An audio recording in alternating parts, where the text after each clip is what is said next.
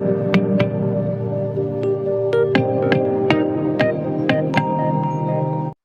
guys, so I am Iti Mishra, a graduate of National Law University, Jodhpur, and I graduated in this year itself.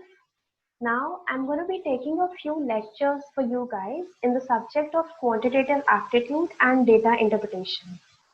Now, my endeavor here is to, of course, touch upon the basics of the subtopics under this subject, and also to tell you some time saving techniques and shortcut methods that I used while preparing for CLAT and that I feel would be of immense help to you guys.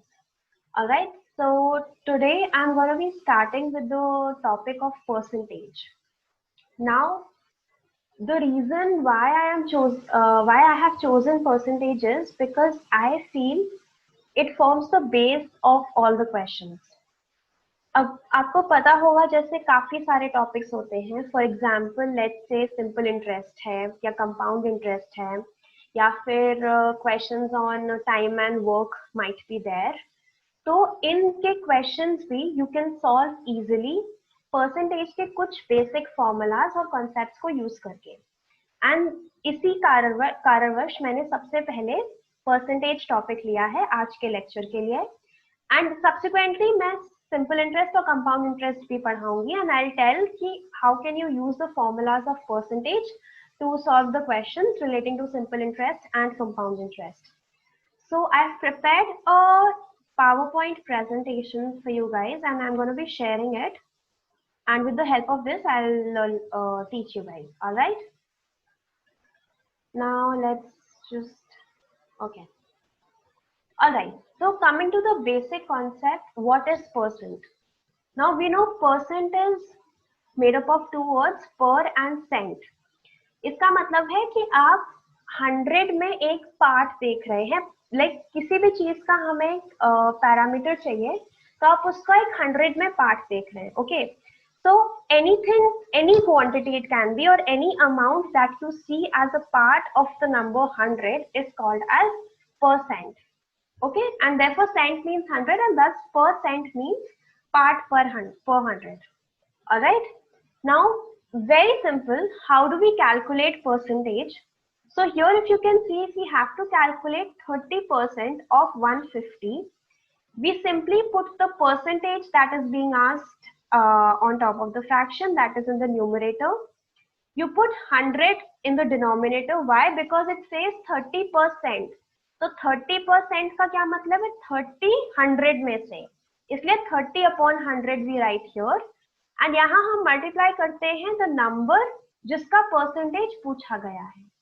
ठीक है, तो अगर हम इस fraction को solve करेंगे यहाँ पे, so the answer that you will get is 45.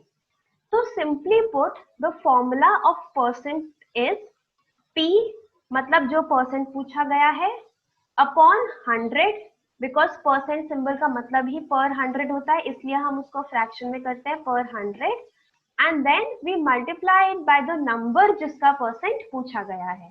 ठीक है, so the formula becomes P upon 100 into X, like you can see here. Now moving on, percentage and fractions. Now percentage and fractions is really important for you to solve various questions quickly. I'll tell you how when we discuss a few questions and in the later part of this lecture. However, here I have given a table. एक table आपको दिख रहा है जिसमें you can see काफी सारे fractions लिखे हैं और उनके सामने उनका percentage लिखा हुआ है. अब मैंने ये percentage कैसे निकाला है? Simply किसी भी fraction को आप 100 से multiply कर दो तो उसका वो percentage निकल आता है. जैसे 1/2 है, हमने इसको 100 से मल्टीप्लाई किया तो ये 2 कैंसिल होके ये 50 हो जाएगा और 50% is the answer. Similarly if you see 1/5 है, हमने अगर इसको 100 से मल्टीप्लाई किया तो ये कैंसिल होके 5 यहाँ कैंसिल होगा, 5 2 10, 5 0 and so 20. So this is how we got this 20%. So I have done nothing but just multiplied these fractions by 100 and then उनका equivalent percentage यहाँ पे लिख दिया है. So my teacher suggested that I should memorize this table till 20, but I know काफी कम समय बचा है अब क्लैट के लिए. So even if you can't memorize it till 20, I would suggest कि आप इसको at least 10 तक try कीजिएगा, learn हो जाएगा. एंड ऑनेस्टली ऐसे बैठ के रट्टा लगाने की जरूरत नहीं है. अगर आप 5-6 क्वेश्चंस भी इससे रिलेटेड सॉल्व कर लेते हैं ना, तो फिर वो आपके दिमाग में फिट हो जाता है कि हाँ, इस अगर 1/3 है तो 33.33 है. ऑलराइट, तो I would really suggest that at least try to memorize till 10. If you can do it till 20 then great, but in any circumstances 10 तक प्लीज याद कर लीजिएगा. Now I will tell you how this is used आगे questions में. ठीक है. Okay, now coming to the very basic question, like the very basic concept actually. So यहाँ पे मैंने जैसे एक example लिया है. Let's say we take a number 4536. ठीक है. अब हमें इसका calculate करना है 10%. तो हम कैसे calculate करेंगे? मैंने आपको फॉर्मूला ऊपर क्या बताया था? P/100 into x. P क्या था? ये जो परसेंटेज पूछा गया है.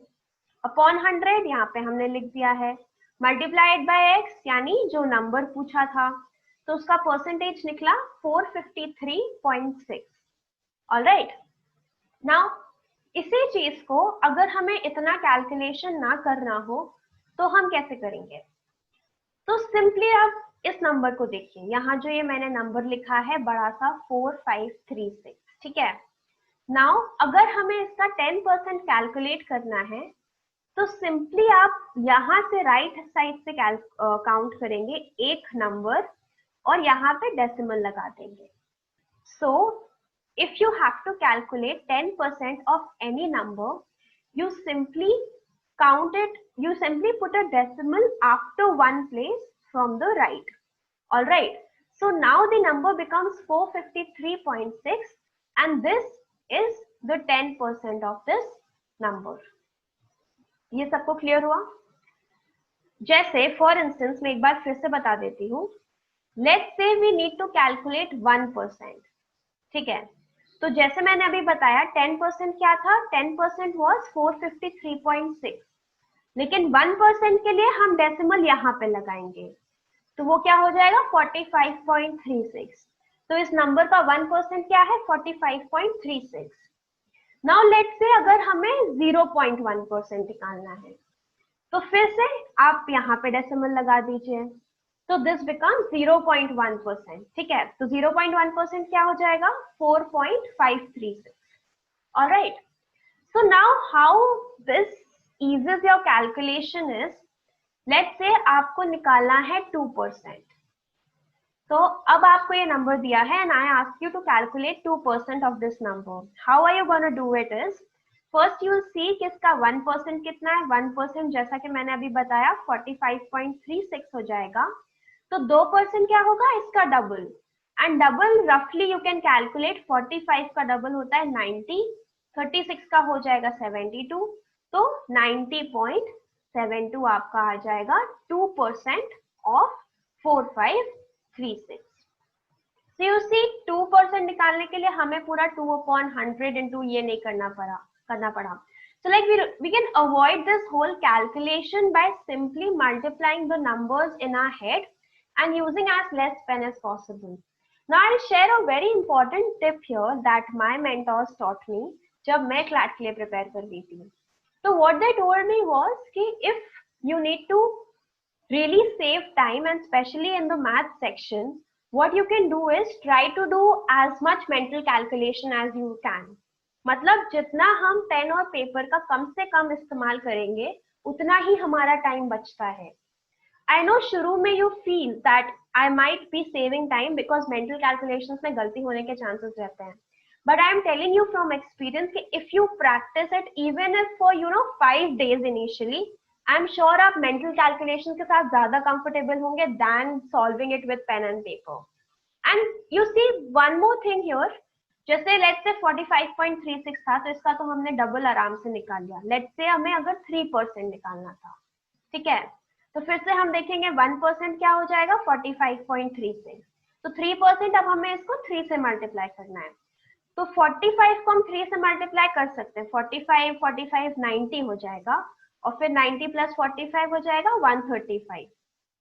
तो यू कैन फाइंड आउट कि, और हमने ये पॉइंट छोड़ दिया है 0.36, तो मतलब जो इसका आंसर होगा वो 135 से थोड़ा ज्यादा होगा। So this is one important tip that you need to keep in mind, कि हमें कोई एग्जैक्ट आंसर निकाल के वहां नहीं देना है, ठीक है। Like no one is going to give me extra marks or extra scores if I give them the exact answer up to 2 or 3 decimals. No, that is not going to be the case. हमें सिर्फ एक rough approximation चाहिए जिससे कि हम अपना guess एकदम sure होके मार सकें, and we can move on to the next question. अब हम इसको पूरा डेसिमल पॉइंट तक निकालने के लिए बैठ जाएंगे, then we will easily spend like a minute on this question. But if we do it simply like this, we can just solve it in 10-20 seconds and then move on to the next question. And I'm sure like past years papers, if you see, options काफी दूर दूर होते हैं। तो जैसे यहाँ पे मैंने अंदाजा लगाया कि अच्छा ठीक है 135 से थोड़ा ज्यादा होगा, so similarly you can see 138 है, अगर ऑप्शन में 140 भी है तो आप उसको आराम से गेस कर सकते हैं, ठीक है। So this was about how to calculate percentage without using this formula. You make a rough approximation of the same and eventually you make a calculated guess. Alright, यहाँ पे मैंने वही चीज रिपीट की है, जैसे 10% of 4536 is 45.36, 1% is 45.36, 0.1 is 4.536 and so on and so forth. Now this तो we already did that 2% क्या होगा हमने निकाला था अभी, इसको 2 से मल्टीप्लाई करके। लेट्स से हमसे 23% पूछा गया है। अब हम 23% कैसे निकालेंगे? 23 को we can distribute it in 2 parts, like 2 simpler and more easily that can be calculated those parts. So 23 क्या हो जाएगा? 20% plus 3%. Okay. Now 20% क्या होगा इसमें? 10% हमें पता है 453.6 है, तो 20% लेट्स से 450 का दुगना अराउंड 900 आ जाएगा, ठीक है। नाउ 3% क्या होगा? 1% है 45.36, 3% अभी हमने ऊपर भी निकाला था, 45 into 3 हो जाएगा 135, ठीक है। याद रखिए we are ignoring some decimals here, तो जो भी हमारा आंसर आएगा वो इससे थोड़ा ज्यादा होगा, तो we just add these numbers here, तो ये हो गया हमारा 1035. So the answer that you're gonna get will be something more than 1035. And let's say अगर आपके options है 900, 1000, then 1100 and 1200, you know इससे ज्यादा है तो 1100 ही होगा. All right.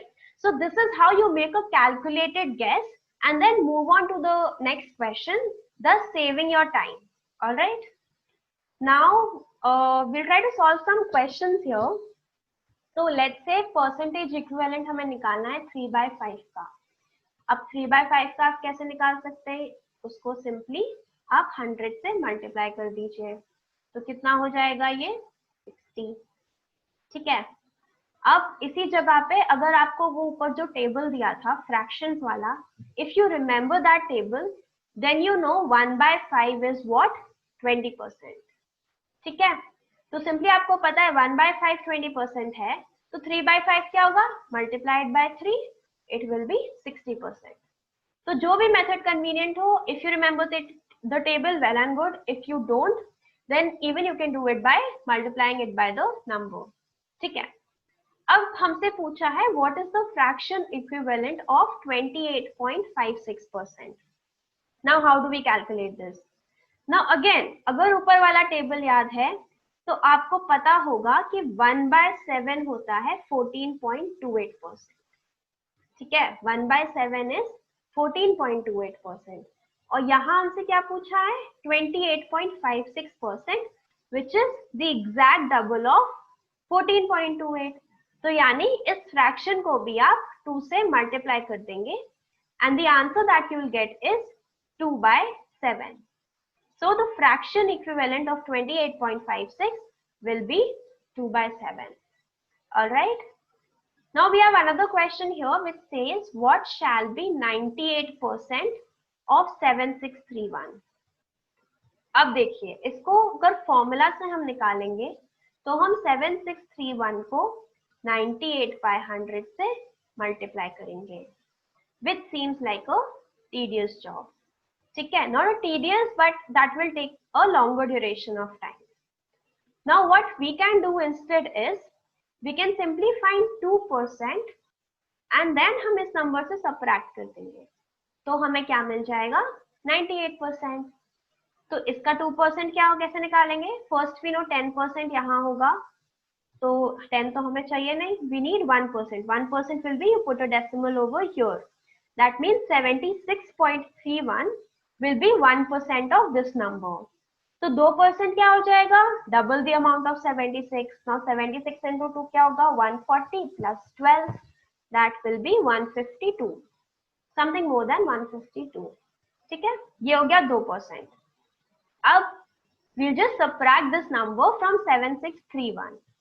So 7631 है, 100 माइनस किया है, इसमें 7531 हुआ, और फिर इसमें हमने 50 माइनस कर दिया तो समवेयर अराउंड 7480. 52 है तो 7479 और 7480 आ जाएगा. ठीक है, सो इसके आसपास आपका आंसर होगा. So you see how easily we can solve by using the method that I just told, instead of doing this calculation and finding the exact answer in that scenario. So this was about this question. Now again, अब question क्या है? What percent of 560 is 11.2? या तो आप simply formula में value substitute करके निकाल सकते हैं. अगर guess करना है तो कैसे करेंगे? 10% क्या हो जाएगा? Decimal यहाँ लगाएंगे, बचा 56. But यहाँ तो हमसे 11.2 पूछा है, which is very less than 56. So what do? We find 1%. 1% कितना है? We can see it's 5.6. 5.6 आ गया. Now you can see 11.2 is just double of 5.6. So that means 1% 5.6 था, तो 2% हमारा हो जाएगा 11.2. So you know 2% of 560 is 11.2. So I hope it's clear till this point. And now we are gonna do a different subtopic in under percentage only, which talks about, which is basically base effect or relative percentage. Now, what exactly is relative percentage? So you basically compare two percentages का increase and decrease. So let's say अगर कोई percentage है, कोई number है, उसको हमने किसी percentage से increase किया, तो वापस उसी नंबर पे जाने के लिए हमको कितना डिक्रीज करना पड़ेगा, वो होता है बेस इफेक्ट. ठीक है, so when a change has to be compared between two values in the form of percentage, we call it relative percentage. Excuse me. So now let's say that a number was increased by 25%. ठीक है, अब by what number should it be decreased to go back to the original value? Now, another simple trick in solving many of the questions and not only under percentages, you simply substitute the values. जैसे अब इतना abstract form में दिया है, तो अगर हम एक easy value ले लेंगे और उसको हम फिर increase और decrease करने की कोशिश करेंगे, then probably we'll be able to solve this question very quickly. Instead of x ले और फिर हम उसमें x को 0.25x से बढ़ाएं और उससे पूरा तरीके से solve करें. So let's assume कि ओरिजिनल नंबर था हमारा 100. ठीक है, नाउ न्यू नंबर क्या होगा? 25% से हमने इंक्रीज किया है, तो वो हो जाएगा 125. तो डिफरेंस इसमें कितना आया है? 25. ऑलराइट, तो अब हमें निकालना है कि 25 125 का कितना है, कितना परसेंटेज है. तो as you can clearly see कि 10% इसका कितना होगा? 12.5.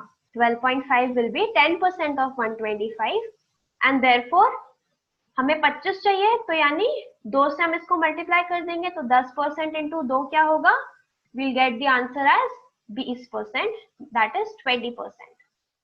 So the answer in this case will be, that means if you increase any number by 25% and then you have to go back to the original number, the new number needs to be decreased by 20% to go back to the original number. इसको एक आसान तरीका और है करने का. जैसे हमें बताया गया कि ये 1/25% से इंक्रीज हुआ है, ठीक है, तो हम इसको लिख लेंगे फ्रैक्शन में, तो यानी 1/5 से इंक्रीज हुआ है। तो अब हमें डिक्रीज करना है तो क्या होगा, हम न्यूमरेटर को इसमें ऐड कर देंगे, यानी कि सॉरी 25% इंक्रीज है तो 1/4 add, 1/4 sorry, fraction of 25% is 1/4. So here the increase is by 1/4. Decrease करने के लिए मैं simply add the numerator to the denominator, यानी अब हमें 1/5 डिक्रीज करना होगा, ठीक है, और 1/5 क्या होता है 20%. So this is also another way. And similarly decrease के केस में उल्टा हो जाता है. तो let's say अगर हमारा क्वेश्चन होता कि 25% से डिक्रीज किया है हमने, तो इंक्रीज कितने से होगा, जब डिक्रीज करते हैं तो हम इसमें से माइनस कर देते हैं, तो यानी 1/3 हम अब हमें इंक्रीज चाहिए होगा to go back to the original number. So you see, if I take an example of this, let's say अगर 100 था और हमने उसको 25% से डिक्रीज किया, 25% यानी 25, तो हमारे let's say हमारे पास 100 था, हमने उसको 25 से डिक्रीज किया, हमारे पास आया 75. अब हम 75 को कितना इंक्रीज करें so that it reaches this number 100. तो सिंपली 1/3 आ जाएगा आपको, बिकॉज ये 1/4 था, फिर आपने न्यूमरेटर को इसमें माइनस कर दिया तो ये 1/3 हो गया. You need to decrease this by 1/3. 75 को आप 33.33% इंक्रीज करेंगे, then you reach the number 100, ठीक है. So this was about base effect. Now simply ऐसे ही सॉल्व करते करते you can also form this table of base effect. Okay, now you can see in this table कि जैसा मैंने बताया 10% अगर है नंबर हमारा, तो 10% क्या है 1/10. अब हमने इसको 10% से अगर इंक्रीज किया है तो इस side of the table you see decrease हमें किससे करना पड़ेगा 1/11 से. एंड 1/11 कैसे आया है, इस न्यूमरेटर को हमने इस डिनोमिनेटर में ऐड कर दिया, so this becomes 1/11 and which again table याद रखेंगे तो you will know it's 9.09%. Similarly अगर 1/10 से डिक्रीज किया होता हमने, तो फिर इंक्रीज कितना होगा 1/9 से. You simply subtract the numerator, ठीक है. ये आई थिंक इस एग्जाम्पल से और ज्यादा क्लियर हो जाएगा.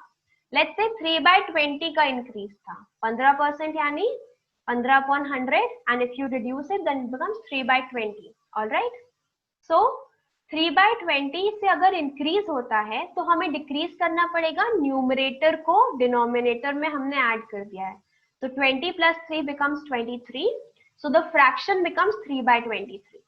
तो अब हमें 3/23 से डिक्रीज करना होगा. सिमिलरली अगर इनिशियली डिक्रीज हुआ होता तो फिर हमें 3/17 से इंक्रीज करना होगा. एंड सिमिलरली मतलब basic values if you want you can remember, but अगर नहीं भी करेंगे तो quickly you can solve with the help of these fractions. जैसे 10 है, 20, 25, मतलब these kind of numbers are usually used percentage के cases में. So I think you can remember this, like if you want to, and if you don't want to then it's also fine. Simply आप fraction में convert कीजिए, उसका numerator add कीजिए या subtract कीजिए अगर decrease है तो, and then you can find the equivalent percentage change. Alright, so same चीज यहाँ पे कुछ questions हैं. For example, if A earns 20% more than B, then what percent does B earn less than A? 20% है, 1/5 है, increase हुआ था तो हम न्यूमरेटर में ऐड करेंगे, इसलिए डिक्रीज जितना होने वाला है वो 1/6 हो जाएगा, that is 16.66%. Similarly in case of decrease, let's say 30% कम था, efficiency of x is 30% less than that of y, and how much is the efficiency of y? More than x. So 30% था, that means 30/100 था, which is again if you reduce it then it becomes 3/10. So increase कितना करेंगे, हम इसमें minus कर देंगे, 3/7 हो जाएगा. Alright, so this was about the base effect. Another important thing under percentage is successive percentage change. Now to explain this you must have seen in malls and various stores, अब तो बंद चल रहे हैं वैसे, but like you get a discount of 20 plus 20%, or let's say 5 plus 5 plus 5. So what is exactly the effective discount in those cases?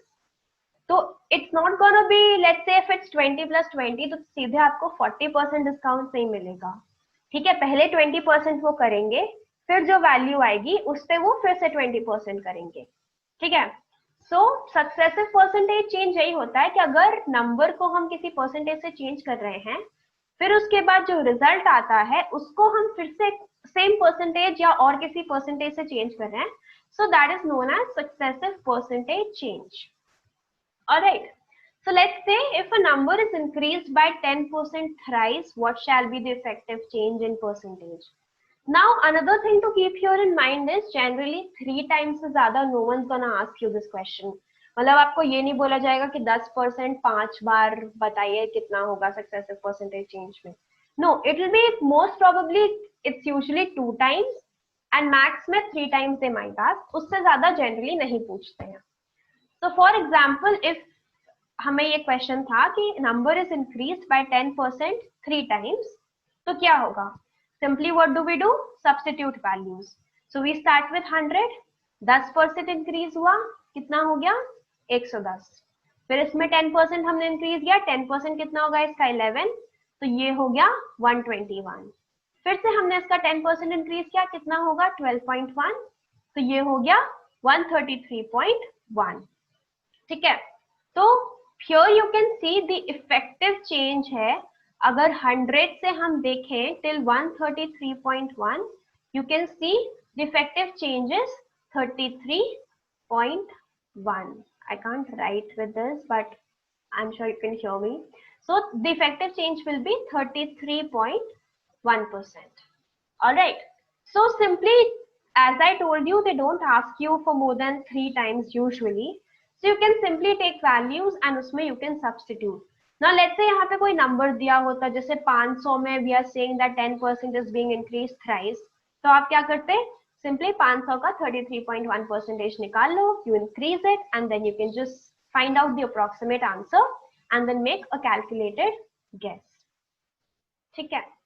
Now simply इसी चीज को formula से करना है, we can also do that. So the formula is A plus B plus AB upon 100. ठीक है? And decrease है तो simply उस value को आप minus में लिखेंगे. So this becomes minus A plus minus B plus then minus A multiplied by minus B upon 100. ठीक है? So let's say 10% increase होना था 2 बार, तो क्या हो जाएगा? Simply formula में put करो 10 plus 10 plus 10 into 10 upon 100. So this will be 20 and this will be 0.25. तो ये हो जाएगा no, I think it's an error here. This will be 10 plus 10 20 and this will be 1, so the effective will be 21. And sorry, this was some error here, so the answer will be 21% in this case. Now 20% let's say 2 bar decrease हुआ है, you can solve this. This will be minus 20 and then you multiply this with, and so the answer that you'll get is 36%. So that means अगर हमें discount मिल रहा है which says 20% plus 20%, the effective discount जो हमें मिलेगा वो 40% नहीं होगा, but it will be 36%. इसी चीज का मैंने यहाँ टेबल भी बनाया हुआ है. हाँ, ये 10.25 शायद 5% का आ जाएगा. Okay, sorry. So similarly, again, no need to memorize this table, just that 10 का तो याद हो ही जाता है because you solve so many questions. So like 10 अगर 2 बार increase है, we can see 21, 3 bar increase है 33.1, and similarly 20 के लिए ऐसे decrease है, increase है. So this side is increase in this case and इस side decrease हो रहा है. ठीक है? So this is how, I mean, if you want, you can memorize, but again, too many questions, too many tables are going to just confuse you more. तो simply आप बस 10 का याद रखिए, 20 का याद रखिए, फिर आप इतने questions करते हैं कि वो values आपके दिमाग में fit हो जाती है. ठीक है? So this was about successive percentage change. Now last thing under percentage is unitary method. What exactly is unitary method is, किसी भी चीज को अगर हमें कैलकुलेट करना है तो हम उसका 1 यूनिट निकाल लेते हैं और फिर हमें जितने यूनिट्स कैलकुलेट करने हैं we multiply it by that number. So you see the problem. So you see the point here is in this case जैसे if 40% is 500 let's say, ठीक है, तो 50% क्या होगा. अब हम इसको कैसे निकालेंगे, जैसे 40% है तो हम इसका 1 यूनिट यानी कि 1% निकाल लेते हैं and then we'll multiply it by 50. So you understand, yani ki what we are trying to say is 1x will be 500 upon 40. So the equation is something like here it's given, okay. It's 40x is equals to 500. So 1x हो जाएगा 500 upon 40. The answer that will come is 12.5. अब हमें निकालना है 50x यानी 50%. So you multiply 12.5 into 50 and the answer will be 625. So this method again, it's very useful in some of the simple interest problems as well, as I'll tell you later. And even in many other problems, like even in profit and loss or some other questions, you can eventually solve the questions in this manner. ठीक है. So जैसे ही अब हमने यहाँ पे एक example लिया है of what number does 35% amount to 70. मतलब वो कहना चाह रहा है कि 35% जो है वो है 70. ठीक है, तो 100% क्या होगा. सो सिंपली हम कैसे निकालेंगे, this is 70. So we know 35x is 70, तो हमारा x क्या हो जाएगा 70 अपॉन 35 यानी कि 2. तो हमारा 100x क्या हो जाएगा 2 into 100 यानी कि 200. सो 100% will be 200. Alright, so this was about unitary method, and now I'm going to be doing some practice questions along with you all so that you can understand कि अभी तक हमने जो भी पढ़ा है how do we actually apply it. So let's say if a salary is increased by 10% and then decreased by 10%, what shall be the change in salary. So first, simply if you know that formula like we discussed, you can do that AB upon 100. That means plus 10 है फिर -10 हो जाएगा, तो A और B में हम value substitute कर देंगे and then we'll find it. Another I find the convenient method is 100 लिया, 10% हमने इंक्रीज किया, तो आंसर क्या हो जाएगा 110. फिर 10% हमने डिक्रीज किया, अब 10% इसका कितना है 11, putting a decimal here. So if you reduce 11 from this, then answer क्या हो जाएगा 99. मतलब 110 में से हमने 11 माइनस किया, we get 99. So percentage decrease कितना है 100 और 99 में 1% डिक्रीज है. So simply आपका C will be the answer. Alright. So again, this is how we can easily solve questions without using the exact formulas, and you know, not, I won't say wasting your time, but maybe utilizing your more time that you could have utilized at some other place or in some other question, maybe in legal reasoning or any other portion. Now again, similar kind of question, number is first decreased by 10%, फिर further increased by 20%. Original number क्या हो जाएगा, मतलब original number में increase पूछा है, sorry. So again we take the original number is 100. 10% हमने decrease किया, तो इसमें से 10 हम हटा देंगे, तो we like will subtract 10, so we get 90. अब हमें 20% इंक्रीज करना है, जिसका 10% है 9, 20% होगा 18. So if we add 18 to this will become 108. ठीक है. So net increase क्या हुआ, 100 से हम 108 पे आ गए हैं, तो यानी कि 8% is the increase. So simply C is your answer. Moving on to the next question. Now this says group protesting for this bill consists of 58% boys and rest girls. 58% boys हैं, तो बच्चे कितने 42%. ठीक है. So 42% are girls. Now find the number of boys and girls at the total number of 500. Simply अगर हम इसका 42%, 58 seems complicated. I don't know, मुझे subtraction थोड़ा मतलब it seems difficult than addition here. So I would like to calculate 42% of this instead of calculating 58%. ठीक है. 42 हम कैसे निकालेंगे, इसका 10% is 500. So 40% will be 50 into 5, 200. ठीक है. और हमें फिर इसका Okay, wait, sorry. 10% is 50, 40% will be 50 into 4, which will be 200. I'm not writing the whole thing because it's really difficult from this thing to write, but I don't know if you can see, this is 200, okay? And then 2% we need to find, we know 10% here is 5, so, uh, sorry, 2%, 1% here is 5 and 2% will be 10. So यहाँ पे 200 था and now we get 210. So we know girls कितनी होंगी 210, ठीक है. Now if you see the options, there is nothing as 210, so the answer will be none of the above. All right. Now we come to the next question, which is a data interpretation question. Now what exactly you need to keep in mind when you solve questions? So we know इस time से pattern change हुआ है, and it is expected that they're gonna give questions that involve data interpretation. Now the important thing that you need to keep in mind is कि जो भी सबसे पहले का ऊपर का main body है, you're gonna read it very carefully. Because इस क्वेश्चन में कोई ठीक है इसमें इंपॉर्टेंट डिटेल नहीं दिया है इसमें, but sometimes it so happens that कोई इंपॉर्टेंट डिटेल आपको इसमें दिया होगा एंड वो चीज you will have to apply in all the questions that are given नीचे, ठीक है. And if you miss that detail then in all probability आपके सारे क्वेश्चंस गलत हो जाएंगे. So first thing you gonna read this very carefully. Since it's online, you can't underline it and everything, but still you just read it carefully and make a note of what important detail is given. Okay. This is one thing that you need to keep in mind. Another thing you can say is that in some questions, what it somehow happens that you have to,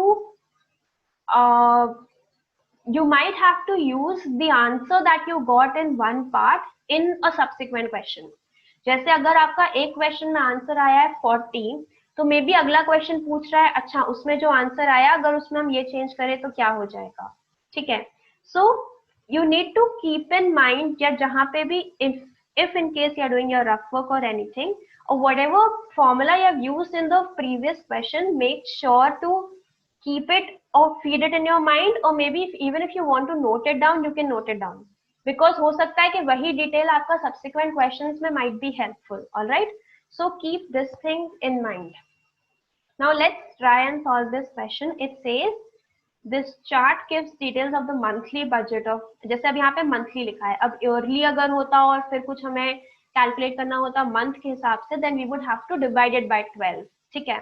So this is monthly and so this is like an important detail here we can say, ठीक है. So this thing you need to keep in mind and we need to study it carefully and answer the questions. Okay, question क्या है? If the amount of expenses is rupees 504.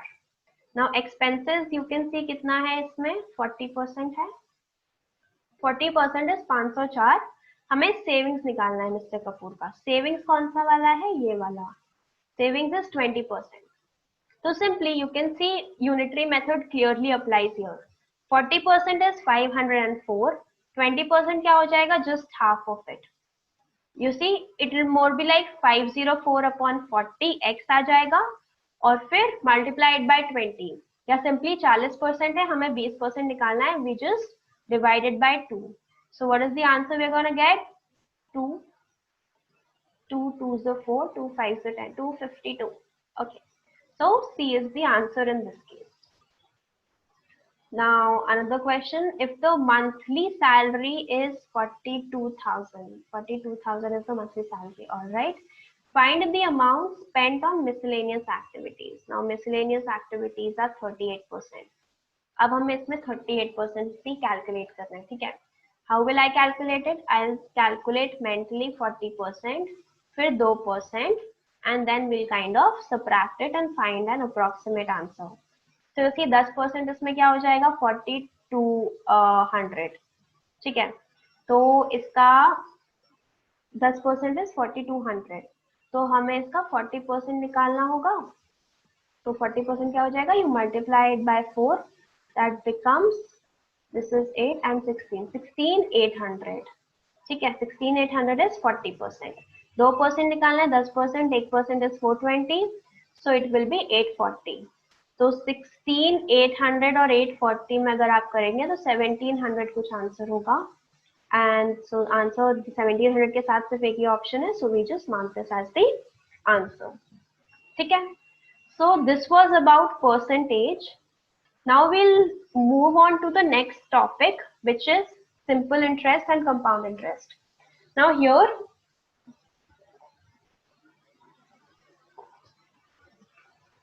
I'm not going to teach anything new in this, like no lot. I've given formulas for your reference so that if you want you can just revise them. But इसको हम more or less कैसे solve करेंगे? By using the things that we understood in percentage, and that's the reason why I have combined these two topics here, because I believe even these questions can very easily be solved by using the methods that I just taught you. ठीक है? So okay, let's come to the concept. Now what is concept?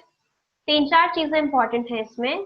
पहला है simple interest. अगर है तो obviously हमें interest पता होना चाहिए क्या होता है. इंटरेस्ट क्या होता है? ब्याज. ब्याज मतलब क्या? जितना आपने लोन लिया है उस पे आप पे कितना एक्स्ट्रा देना पड़ेगा in due course of time.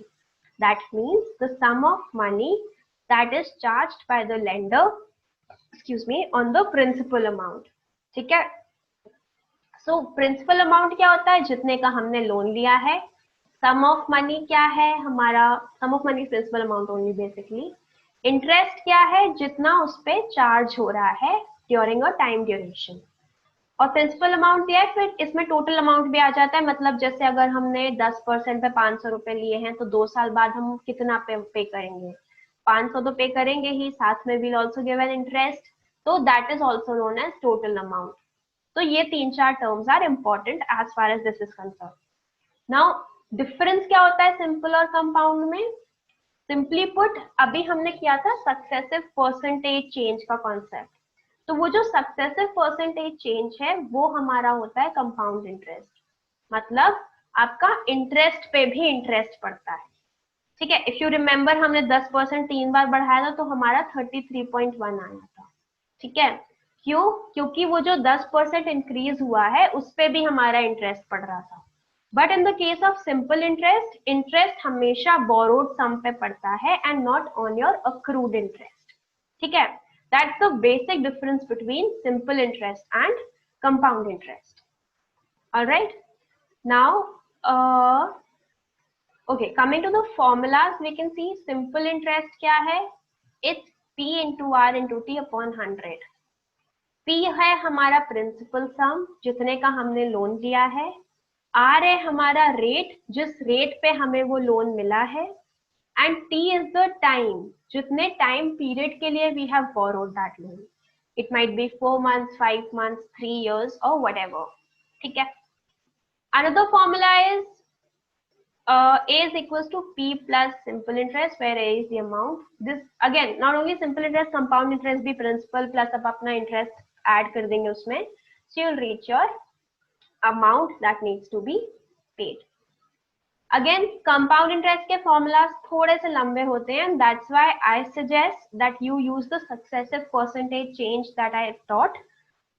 By using simpler values, you substitute those values and then you will reach compound interest easily. But अगर formula से भी करना है तो I have given them here.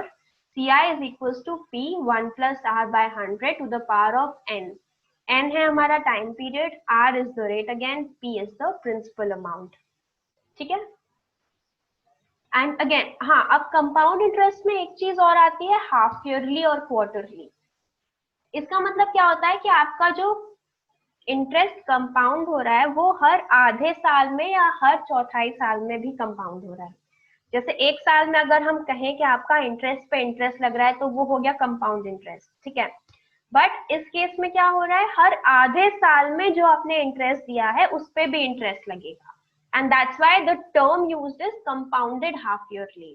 ठीक है, so जब हाफ ईयरली होता है तो उसमें रेट जो है वो हाफ हम कर देते हैं और टाइम हम डबल कर देते हैं. सो दैट मीन्स अब फॉर्मूला में अगर लिखना है तो यहाँ हमने जैसे R/2 कर दिया और n की जगह हमने 2n कर दिया. Similarly quarterly means 4. ठीक है, तो यहाँ पे रेट हो गया 4 टाइम्स और टाइम को हमने रेट मतलब divided by 4 and time becomes multiple of 4 multiplied by 4. ठीक है, so this was about the basics. एक और फॉर्मूला है, अगर जैसे नहीं कभी कभी क्वेश्चंस आ जाते हैं in data interpretation questions, it's unlikely, but just as individual questions used to come, then they used to say this is the amount, this is the interest, and this is the time. What shall be the difference between compound interest and simple interest on the same amount? Like data same रहता था, बस आपको difference बताना होता था compound interest and simple interest में, ठीक है? So उसके लिए we used to use this formula, that is PR by 100 upon n, ठीक है? Now we'll practice some questions and I'll tell you how you can actually use the things that I taught you earlier. Now it says an amount is borrowed at the rate of 10% simple interest 2 साल के लिए. Another important thing, sorry I forgot to mention before, जैसे इस question में तो लिखा है कि simple interest है, but अगर किसी क्वेश्चन में नहीं लिखा होता है simple interest है, still you assume कि the question is asking simple interest only, ठीक है?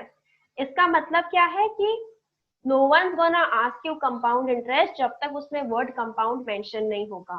अगर कुछ भी mention नहीं है, that means they are asking for simple interest, ठीक है? Alright, now we move on to question. If the total interest at the end of 2 years is 1020, find the principal amount. अब देखो simple interest में interest पे interest तो लगता नहीं है, यानी अगर एक साल में हमारा 10% लग रहा है, 2 साल में कितना लगेगा? 20%, ठीक है? This is 20. ओके 20% हो गया इंटरेस्ट. अब टोटल इंटरेस्ट इन्होंने कितना दिया है? 1020, ठीक है? यानी कि 20% क्या है? 1020. Okay I can't really right with this. This is 20%. Okay so 20% is 1020 and we need to find the principal amount यानी 100%. तो 100% हम कैसे निकालेंगे? इसको हम 20 से मल्टीप्लाई 20 से डिवाइड कर देंगे. यूनिटरी मेथड यू रिमेम्बर, यानी कि 20x हमारा हो जाएगा 1020. तो x क्या हो जाएगा? 1020 divided by 20 and which will become 51. फिर 100 से मल्टीप्लाई करेंगे तो 5100 हो जाएगा. तो the principal amount is 5100. I just repeat here since मैं यहाँ पे अच्छे से लिख नहीं पा रही हूँ. So you can see amount borrow हुआ 10% simple interest पे 2 साल में, यानी इसमें per annum भी नहीं लिखा है but we'll assume it's per annum. तो यानी कि अगर 10% है simple interest एक साल का, तो 2 साल का कितना हो जाएगा? 20%. लेकिन उन्होंने वैल्यू में कितना दिया है? कितना है 2 साल में? 1020, यानी कि 20% is equal to 1020, which means that 1% will be 1020 divided by 20, which means 51. तो 100% कितना हो जाएगा? 51 multiplied by 100 and the answer is 5100. That is option C. ठीक है? Now another question is there. If 500 is invested at the rate of 10% compounded annually for a period of 3 years, find the total interest at the end of 3 years. Now again you see 10% है, हमें 3 साल में निकालना है, या तो हम इसमें हम 10% करके इंक्रीज भी कर सकते हैं 3 साल. जैसे सिंपली 10% हमने यहाँ पे किया इसका, तो 50 बढ़ जाएगा यानी 550 हो जाएगा. फिर से हम 550 का 10% इंक्रीज करेंगे तो 550 का 55 हो जाएगा, ठीक है? That becomes 605 and 605 का 10% we increase it by 60.5. That becomes 65 665.5. समझ आ रहा है? Okay, I'll just try to write here and I'll be a little slow. ये है 500, ठीक है? इसमें हम 10% इंक्रीज करेंगे, 10% is 50, तो ये हो जाएगा 550. अब हम इसमें फिर से 10% इंक्रीज कर देंगे, 10% क्या हो जाएगा? 55. सो 10% इंक्रीज करेंगे, विल गेट 55 प्लस कर दो इसमें 605. ये हो गया 2 साल बाद. अब हमें 3 साल बाद निकालना है, तो 605 का 10% क्या है? 60.5. इसमें हम 60 ऐड कर दे, 0.5 मान लो छोड़ दें, तो ये क्या हो जाएगा? 665. Okay, this is not looking like 6 but it's 665, please remember. So this is 665, ठीक है? तो डिफरेंस क्या हुआ है 500 और 665 में कितना डिफरेंस है 165 का। तो इंटरेस्ट हम पे कितना लगा at the end of 3 years 165। So the answer is this. COC इसमें मैंने कॉन्सेप्ट यूज किया सक्सेसिव परसेंटेज चेंज का, मतलब पहले इसमें 10% बढ़ाया, फिर जो आंसर आया उसमें 10%, फिर उसमें 10%। ठीक है, अगर आपको वो वाला टेबल याद होगा जिसमें हमने 10% का कैलकुलेट किया था, तो अगर 10% का 3 बार इंक्रीज होता है तो 33.1 होता है। तो इसमें भी आप डायरेक्टली इसका 33.1% कैलकुलेट करके you could have arrived at the same answer. Alright, now we come to another question which says that the compound interest on rupees 900 in 2 years is rupees 209। यानी इंटरेस्ट हमारा आया है 209, find the interest that is being charge. अब इसको हमें rough estimation करना है, तो पहले तो हम ये देख लेते हैं कि इसमें जैसे ऑप्शंस एकदम पास पास है, तो पहले हम 10% चेक कर लेते हैं। So this is how also you substitute values, in the sense you substitute the options and फटाफट you can check कि अच्छा इससे आ रहा है कि नहीं, इससे में भी कम होगा या ज्यादा होगा। ठीक है, you can make that calculation and उसके बाद eventually then you can solve it। जैसे अगर हम 10% से इसमें देखें 2 साल में, तो 900 if it is increased by 10% in the first year, 90 increase हो जाएगा, तो ये कितना हो जाएगा 990। This is 990। Now if you have to increase 990 again by 10%, तो ये कितना हो जाएगा 99 बढ़ जाएगा। तो हमारा इंटरेस्ट कितना हुआ, पहली बार 90 लगा, दूसरी बार 99 लगा। If we add 90 and 99, the answer comes to be 189। लेकिन यहाँ हम इंटरेस्ट कितना दिया है 209, यानी जो हमने 10% चेक किया था आंसर उससे ज्यादा होगा। नाउ इन दिस केस सिर्फ एक ऑप्शन है ज्यादा का, तो will mark it as D. But in case अगर नहीं दिया होता, let's say options were 10, 11, 12, 13, then you could have probably done the exact calculation by taking a percentage into account। जैसे मान लीजिए 10, 11, 12, 13 ऑप्शंस होते, तो फिर इन दिस केस आप क्या करते, 10 से हमारा नहीं आता तो मे बी हम 12 चेक करते, और अगर फिर उससे हमें एस्टिमेशन मिल जाता कि इससे ज्यादा होगा या कम होगा, then eventually we could have guessed the answer. इस केस में सिंस एक ही ऑप्शन है 10 से ज्यादा, we know that the answer is gonna be 11%। I just repeat what I did here in this question. हमसे पूछा principal amount is 900, time is 2 years and interest 209 था। हमें इंटरेस्ट का परसेंटेज रेट निकालना था जो that was being charged on this particular amount। So I said first we'll check it by 10%। तो हमने 10% इसका चेक किया। 10% फर्स्ट ईयर के एंड पे क्या होता, 900 का 10% 90 आता, उसके बाद तो टोटल अमाउंट क्या हो जाता 990, और फिर उसका 10% कितना आता 99। तो पहले साल में इंटरेस्ट आया 90, दूसरे साल में इंटरेस्ट आया 99, total interest you added it's coming 189। लेकिन यहाँ पे इंटरेस्ट क्या दिया है 209। तो इससे हमें पता चलता है क्योंकि ज्यादा आ रहा है तो इसका रेट जो है वो ज्यादा होगा। ठीक है, so this was about this and I think हाँ this is the end of the presentation. So I'm also going to be sharing certain practice questions I think are going to be shared with you all.